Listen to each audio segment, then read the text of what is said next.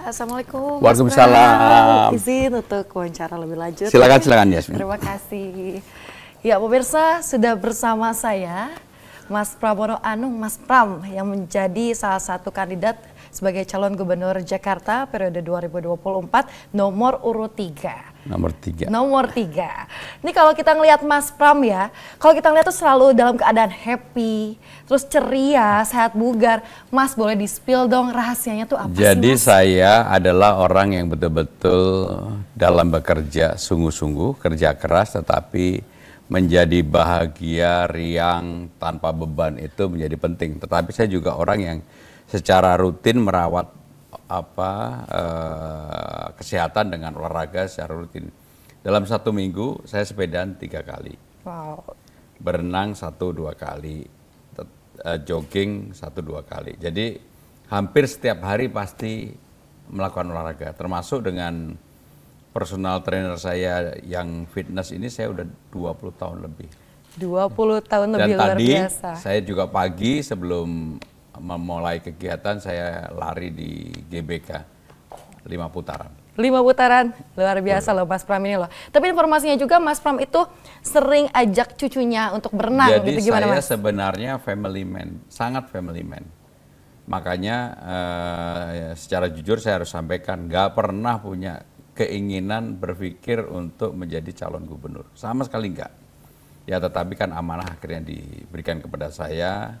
Saya yang dalam medsos saya, kalau mengikuti medsos saya yang sebelumnya hanya isinya cucu, sepedahan, berenang, tiba-tiba sekarang menjadi calon gubernur. Ya ini menjadi amanah, saya bekerja dengan sungguh-sungguh, mudah-mudahan apa yang saya lakukan itu betul-betul mengetuk hati para pemilih yang ada di Jakarta. Oke, tadi Mas Pram berbicara suka jogging, berenang, kemudian bersepeda. Kalau misalnya terkait dengan jogging, bagi pejalan kaki khususnya Mas Pram melihat di Jakarta seperti apa sekarang, Mas? Jadi di Jakarta, di jalan-jalan utama ya kayak Sudirman, Tamrin, Gatot Subroto, Kuningan memang relatif sudah baik. Tetapi begitu kita masuk ke yang padat penduduk, tempat warga yang di luar jalan-jalan protokoler yang memang sangat masih kurang. Jadi kesadaran itu yang perlu dilakukan perbaikan, termasuk ruang hijau buat masyarakat juga masih sangat kurang, dan itu yang harus dilakukan perbaikan. Salah satu yang menjadi hambatan bagi kita adalah konsistensi untuk menjalankan kebijakan itu. Menurut saya hampir semua gubernur pasti punya legacy. Hanya sayangnya begitu gubernur ini berganti ke gubernur berikutnya, yang sudah baik dari gubernur yang sebelumnya itu tidak dirawat dengan baik. Misalnya contoh lah, Kalijodo contoh, banjir Kanal Timur yang dulu Bang Foke juga contoh, termasuk yang terakhir adalah JIS yang jadi polemik. Sehingga dengan demikian kalau saya diberikan amanah, maka hal yang sudah baik itu ya harus tetap dirawat. Jangan sampai kontinuitas dari para gubernur itu tidak dirawat dengan baik. Bahkan kalau kita lihat dulu zamannya Bang Yos kan ada perbaikan yang disebut dengan semangat Husni Tamrin. Jalan-jalan selokan diperbaiki, tapi habis itu berganti gubernur nggak dilanjutkan. Nah, saya ingin melanjutkan itu. Ingin melanjutkan ya Mas ya, apa yang sudah ada sebelumnya. Nah Mas Pram juga beberapa kali terlihat ikut Car Free Day nih Mas, CFD. Apa yang Mas temukan di sana, Mas? Sebenarnya saya Car Free Day sudah dari dulu. Tapi membedakan kalau dulu nggak ada kamera, saya juga nggak mau diketahui orang. Sekarang harus ada kamera, harus ada yang ikut, harus diketahui orang. Ya memang sangat berbeda. Tetapi esensinya adalah kegembiraan, gotong royong, kebersamaan. Orang memang memanfaatkan Car Free Day betul-betul untuk membangun kegembiraan personal. Itu yang harus tetap dijaga. Jadi Car Free Day di Indonesia ini, di Jakarta terutama, sudah menjadi contoh. Bukan hanya di dalam negeri, tapi di luar negeri orang kagum dengan Car Free Day yang datang begitu banyak. Dibandingkan dengan negara-negara lain kan nggak ada yang Car Free Day sebesar Indonesia begitu. Iya. Dan Mas kan kalau misalnya di Jakarta kita udah tahu di daerah Sudirman Tamrin masyarakat sering datang di hari minggunya untuk Car Free Day, tapi untuk masyarakat yang berada di sisi-sisi Jakarta yang berbatasan dengan kota-kota lain begitu ya, aglomerasi seperti apa Mas nantinya Mas? Ya memang ada beberapa yang melakukan Car Free Day, tapi tidak seheboh, sehappening di Sudirman Tamrin lah. Itu adalah kenyataan. Kenapa di Sudirman Tamrin begitu happening? Karena memang yang pertama fasilitas publiknya juga bagus. Orang datang dari manapun. Kalau Car Free Day kan saya selalu nanya kalau ketemu orang aslinya dari mana. Banyak yang dari Depok, dari Bekasi, dari Tangerang Selatan. Jadi mereka memanfaatkan sarana transportasi yang sudah baik ke Sudirman Tamrin. Walaupun kan juga ada Car Free Day di luar Sudirman Tamrin, tapi tidak pernah menjadi happening. Maka dengan demikian kalau memang ini mau dilakukan ya harus ada pemerataan, termasuk di Banjil Kanal Timur. Itu kan ada area publik untuk sepedaan yang kemudian digunakan juga untuk jogging, untuk lari dan sebagainya. Nah yang seperti itu ruang untuk masyarakat dan terutama Gen Z, Gen milenial untuk berekspresi harus semakin banyak. Harus semakin banyak lagi ya Mas ya. Baik, sering diutarakan bahwasanya Mas Pram dan juga Bang Dul ini akan mengapanyakan dengan strategi menginjak bumi dan juga kampanye riang gembira, itu seperti apa sih Mas? Jadi Jakarta ini sebagai sebuah kota kosmopolitan, sekarang ini tidak lagi menjadi ibu kota negara secara law, secara undang-undang, karena Undang-Undang Nomor 2 tahun 2024 telah mengatur itu, maka ada perubahan yang paling mendasar. Dan harus diakui Jakarta ini tetap dalam 15 tahun ke depan menjadi epicentrum pembangunan perekonomian nasional. Maka yang kami lakukan, kenapa saya sebut dengan menginjak bumi adalah karena Jakarta sekarang menjadi kota global dan pusat perekonomian nasional, maka perbaikan untuk hal yang mendasar supaya siap menjadi kota global, sebagai kota kosmopolitan, seperti New York, seperti Montreal, seperti Sydney, seperti Shanghai, itu harus dipersiapkan. Nah, supaya siap apa yang harus dilakukan adalah persoalan yang menjadi dasar di masyarakat diselesaikan. Sehingga dengan demikian saya bukan orang yang kemudian menjanjikan untuk membangun perkantoran baru atau membangun JIS baru, tetapi lebih menyelesaikan yang ada, memperbaiki, tetapi juga tidak kalah penting adalah melakukan terobosan. Karena ini kota besar, dan Jakarta akan menjadi pusat fiskal maupun ekonomi nasional. Maka untuk itu, seperti yang saya sampaikan, saya mengusulkan Jakarta harus punya yang namanya Jakarta Fund. Jakarta harus bisa menjadi investor bagi Jakarta sendiri, tapi juga bagi daerah lain. Uangnya dari mana sebagai modal dasar awal? Ya dari dana silva, karena APBD-nya Jakarta kan cukup besar. APBD-nya sekitar 85 triliun, silvanya sekitar 5 triliun. Pengalaman saya di pemerintah pusat selama 2 periode itu mengajarkan bahwa uang kalau dikelola secara profesional, kemudian yang mengelola itu adalah institusi negara, dalam ini adalah Provinsi Jakarta, pasti itu akan membawa manfaat yang cukup besar, sehingga kalau itu bisa dilakukan maka revenue Jakarta tidak tergantung dari pajak, restribusi dan sebagainya, ada temuan baru, ada income baru. Dan kalau itu bisa dilakukan, maka banyak hal bisa dilakukan untuk misalnya dana abadi pendidikan, kebudayaan, olahraga, dan sebagainya. Dan apakah ini sudah ada? Ada. Inafan yang dulu modalnya kecil, sekarang Inafan menjadi besar banget. Dan cara itu saya punya pengalaman dan itu bisa dilakukan untuk Jakarta Fund.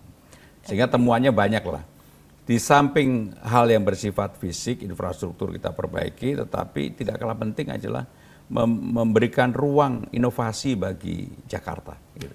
Oke, dengan pengalaman Mas Pram sebelumnya ya, semoga bisa direalisasikan. Saya yakin bisa, saya yakin bisa. Baik, Mas Pram, ini di awal-awal masa kampanye kan Mas Pram inginnya tuh silaturahmi door to door dan juga ingin sowan begitu ke tokoh publik atau masyarakat di wilayah Jakarta. Sejauh ini temuan apa saja Mas yang sudah di... Jadi saya hampir sudah bertemu dengan para mantan gubernur kecuali Mas Anies. Mas Anies baru ketemu di Car Free Day, tapi kami akan merencanakan untuk bertemu. Sedangkan tokoh-tokoh bangsa seperti Pak SBY, Ibu Mega, Pak JK, dan yang lain-lain saya sudah ketemu. Tentunya kami ingin pengalaman mereka ketika menjadi pemimpin nasional maupun menjadi gubernur. Itu yang satu. tidak kalah pentingnya adalah kami sowan juga ke para tokoh-tokoh agamawan. Dan bukan hanya agama Islam yang mayoritas, tapi juga saya akan mengunjungi semua tokoh agamawan. Kenapa kami lakukan seperti yang saya sampaikan di awal, bahwa dalam kampanye kami tidak membawa politik agama, tidak membawa politik identitas, maka saya sebagai orang Jawa tetap dipanggil Mas Pram, Bang Dul sebagai orang Betawi ya Bang Dul gitu. Kami tidak mau kemudian saya menjadi Bang Pram, kan beda banget lah. Maka komitmen yang seperti itulah yang kemudian kami jaga. Kenapa kemudian kami juga melakukan ziarah, karena apapun secara emosional kita juga harus tahu bahwa Jakarta ini pada awal mulanya dulu salah satu yang berjasa untuk membangun Jakarta adalah Pangeran Jayakarta. Nah, yang seperti itu kami lakukan, dan saya yakin ini akan membawa energi positif bagi kami. Nah, yang bisa kita teladani dari Pangeran Jayakarta itu sendiri, apa Mas?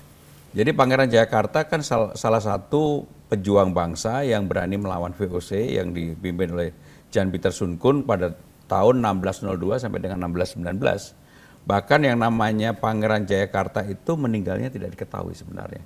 Ada yang mengatakan dalam kurun waktu 1640 dan jasadnya ataupun ininya tidak diketahui.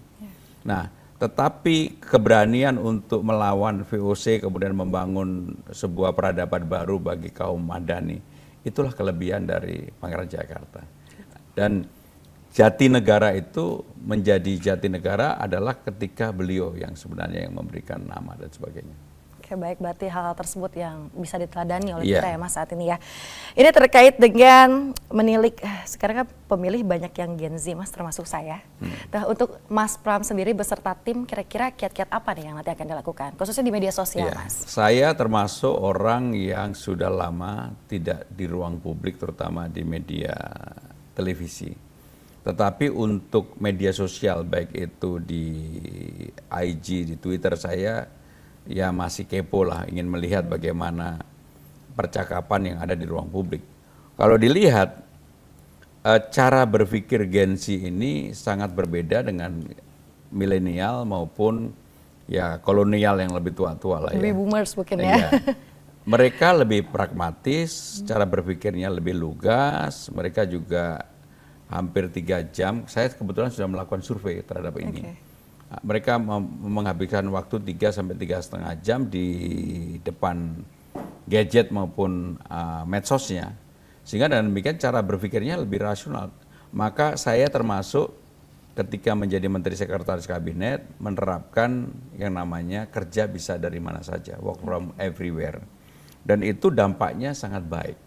Nah, bagaimana cara saya memotret Gen Z ini supaya mereka bisa tertarik dengan pikiran saya terus terang membuka ruang dialog yang cukup luas. Saya sudah melakukan 2 kali kegiatan yang namanya Nyalain Pram, dan ternyata responnya luar biasa, dan itu nanti akan menjadi salah satu cara saya berkomunikasi dengan mereka. Apa yang menjadi keresahan Gen Z sekarang ini? Lapangan kerja. Jadi Gen Z ini sekarang resah terhadap lapangan kerja yang menurut mereka berat untuk bisa didapatkannya. Tapi yang surprise bagi saya adalah dari survei yang kami lakukan sendiri, 38% orang pengen jadi entrepreneur, 26% pengen jadi ASN, 2% pengen menjadi petani. Jadi kalau lihat ini, maka memang siapapun yang memerintah Jakarta harus melakukan terobosan, terutama keinginan Gen Z untuk menjadi entrepreneur itu harus ada ruangnya, harus ada caranya. Salah satu yang saya gagas tentang Jakarta Fund itu kalau bisa dijalankan, kemudian DKI Jakarta, pemerintah Jakarta punya tambahan baru, maka bisa melakukan investasi dan membuka ruang pekerjaan-pekerjaan baru yang lebih banyak yang melibatkan Gen Z. Gitu. Sehingga dengan demikian cara berpikir itu mudah-mudahan bisa membuka ruang dan menarik bagi Gen Z. Baik, nah terkait strategi kampanye lagi khususnya di media sosial, Mas Pram beberapa waktu lalu sempat men-stitch salah satu netizen di TikTok, itu gimana Mas? Boleh diceritain nggak Mas? Jadi ketika ada dua sebenarnya yang saya merespon ya. Satu yang namanya Bro Gamal yang tentang transportasi. Memang apa yang dia sampaikan itu nggak salah, memang benar. Jadi persoalan sebagai gubernur memang bertanggung jawab terhadap apa yang ada di daerahnya. Tetapi karena Jakarta ini aglomerasi, mau nggak mau, suka tidak suka, orang yang punya pengalaman seperti saya, yang dulu menyiapkan untuk, bahkan perpres aglomerasi itu saya menyiapkan. Untuk itu, sehingga saya tahu apa yang disampaikan Bro Gamal itu benar. Bahwa pemerintah pusat juga harus terlibat. Nggak bisa enggak. Urusan LRT, MRT, KRL, dan sebagainya. Nah yang satu lagi yang di TikTok yang pakai begini-begini, yang dia mengatakan bahwa saya begini-begini, saya jawab dengan sederhana bahwa saya sudah tidak menjadi menteri, saya sekarang ini bersiap untuk Jakarta. Kenapa itu dilakukan? Ini bagian komunikasi. Dan menurut saya sampai 2 orang ini akhirnya secara khusus berkomunikasi dengan saya. Ya, dan emang terbukti ya Mas ya, itu mampu menarik perhatian Gen Z dengan komentar-komentar yang disuarakan di sana. Ya, saya juga belajar, kebetulan anak saya yang kecil kan Gen Z, baru pulang dari Amerika dan dia belajar khusus tentang artificial intelligence dan juga proses komunikasi yang ada. Saya juga diberitahu oleh dia. Contoh yang sederhana lah, dia bilang begini, kan saya mengusulkan bahwa RT RW itu akan punya CCTV. Salah satu hal yang dilakukan adalah mengawasi masyarakat atau para pemuda yang supaya mereka tidak menggunakan narkoba. Saya dikritik oleh anak saya. Kritiknya adalah dia bilang begini, Bapak, Gen Z itu nggak senang diawasi, ya tapi kan harus diawasi. Nah tapi jangan pakai kata diawasi, kata dia. Nah, hal-hal kecil seperti itulah yang kemudian memperkaya saya untuk bisa berkomunikasi dengan baik dengan kelompok yang notabene menjadi baru, tetapi mereka sangat menentukan. Maka saya lebih banyak menawarkan hal-hal yang bersifat rasional. Oke, Mas Pram, di media sosial kan banyak sekali fitur-fitur unik dan juga sebenarnya menguntungkan begitu untuk ajang promosi dan lain sebagainya. Contohnya adalah live streaming mungkin di TikTok ataupun di Instagram. Mas Pram ada kepikiran nggak ingin coba fitur itu juga? Beberapa saya sudah melakukan untuk live streaming ketika acara Nyalain Pram, saya juga minta untuk live streaming di IG saya maupun di TikTok. Dan responnya sih oke gitu. Tapi saya juga tahu Gen Z ini kalau terlalu yang serius bicara tentang program, visi misi, mereka nggak terlalu tertarik.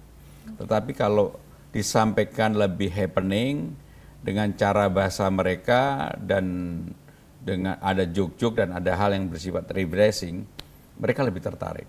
Sehingga saya akan melakukan dengan cara itu. Akan melakukan dengan cara itu, tinggal tunggu waktunya aja ya Mas ya.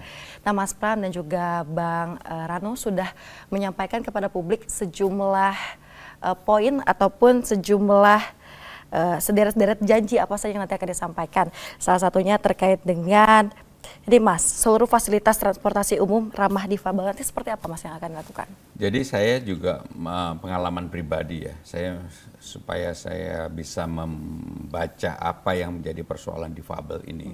Salah satu kelemahan kita adalah sarananya ada, tapi tidak dibuat dengan baik. Tidak diselesaikan final touch-nya itu secara baik. Contohnya, di tempat untuk Transjakarta, begitu difabel itu nggak semuanya bisa turun dengan gampang. Pertama, jarak antara mobil dan ini nggak ada penghubung yang... Kalau di negara-negara yang sudah sangat sadar akan difabel, itu biasanya nggak ada ruang untuk turun yang kemudian bisa menimbulkan katakanlah gangguan ataupun bahkan juga mencederai para difabel. Nah, hal-hal yang harus disempurnakan adalah hal yang seperti itu.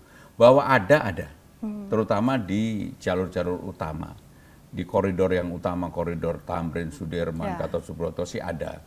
Tapi begitu keluar dari itu, terus terang sarana untuk difabelnya masih menyedihkan. Sehingga perbaikan yang harus dilakukan adalah secara menyeluruh dan betul-betul dilakukan untuk bukan menyelesaikan urusan jangka pendek, tapi jangka panjang. Tadi kebetulan dari pagi saya lari di GBK, setelah itu pulang naik Transjakarta, turun di Blok M, begitu turun menurut saya tidak layak untuk difabel. Karena apa? Pakai tangga yang mereka tidak bisa menggunakan wheelchairnya dan sebagainya. Nah, yang seperti itu harus diperbaiki.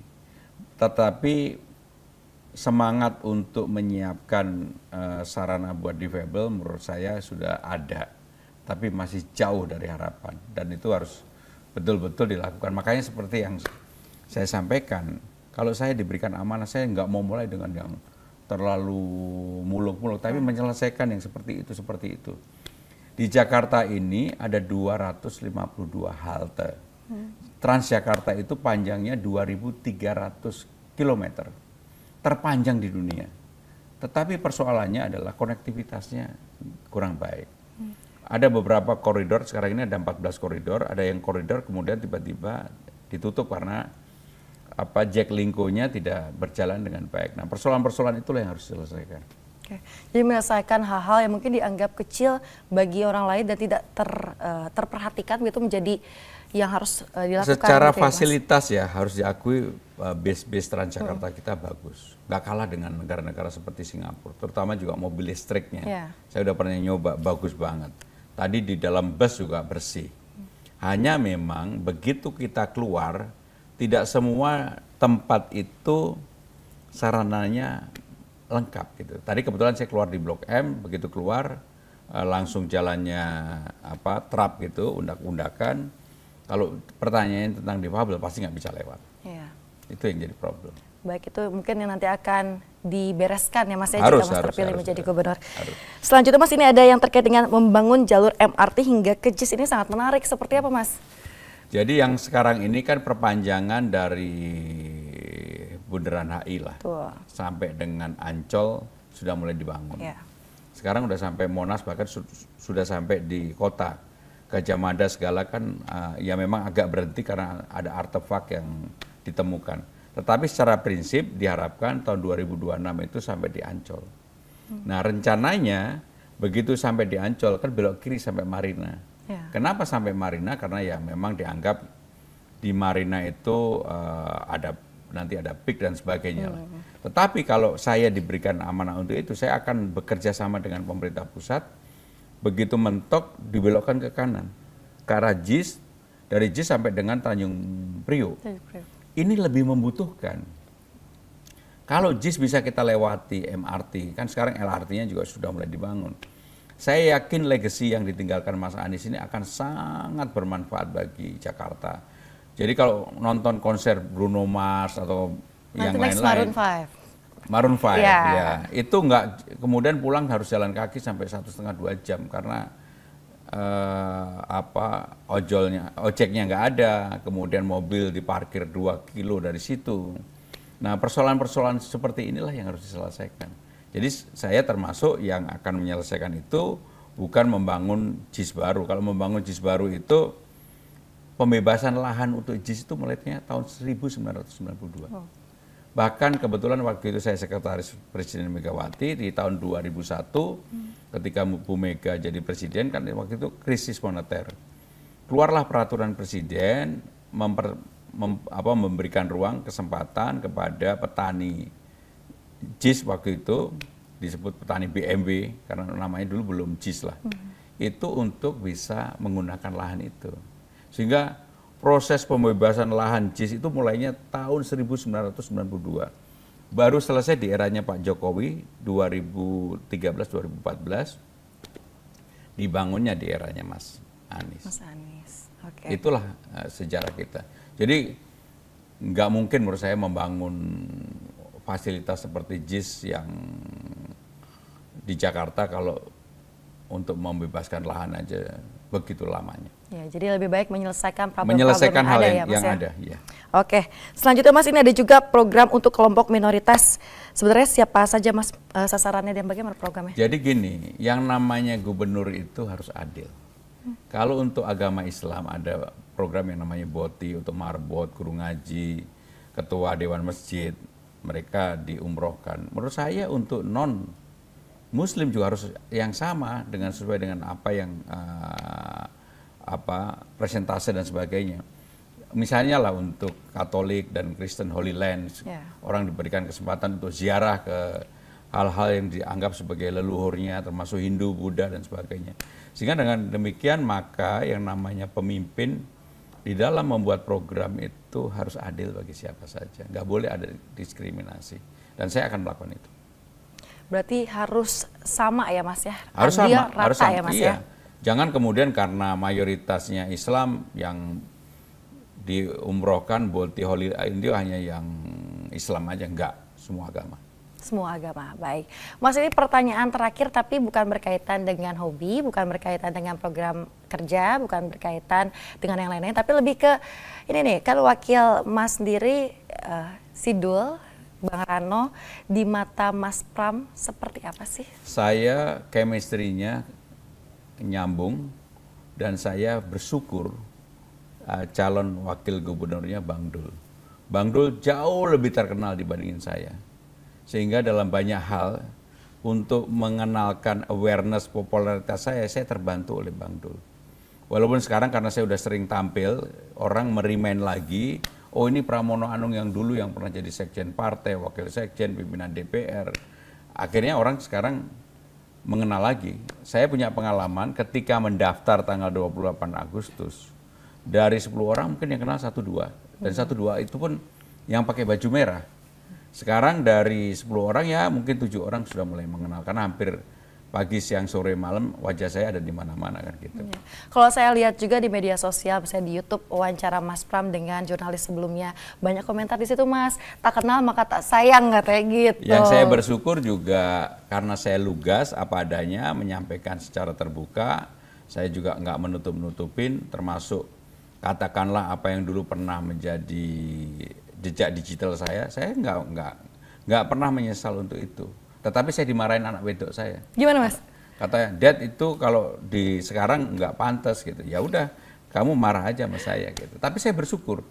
Jadi ruang dialog dengan anak itu saya buka. Dan saya juga bersyukur bahwa anak saya mau pulang, kan dia masternya udah selesai di New York. Sekarang membantu saya menjadi advice, menjadi penasihat untuk Gen Z saya. Untuk Gen Z, khususnya medsos ya Mas ya? Khususnya medsos. Baik, terima kasih banyak Mas Pramono Anung atas waktu dan kesempatannya kali ini. Terima kasih Yasmin. Selamat kembali melanjutkan kampanye riang gembiranya. Semoga selalu dilancarkan ya Mas ya. Terima kasih, terima kasih, terima kasih. Ya, pemirsa, cukup sekian one on one kali ini bersama saya Yasmin Tania. Pamit undur diri, terima kasih. Sampai jumpa.